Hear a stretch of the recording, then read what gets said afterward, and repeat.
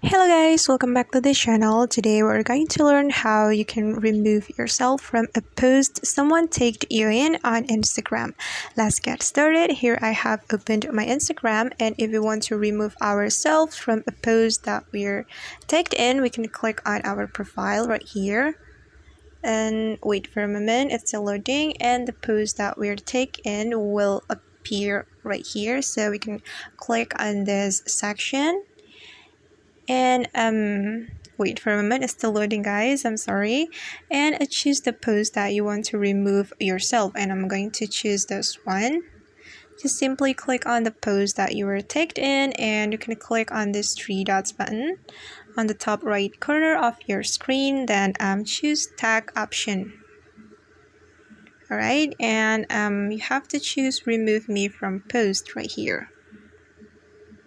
Alright, and now this post has been removed from our Instagram, and that's how we can remove ourselves from a post someone tagged us in on Instagram.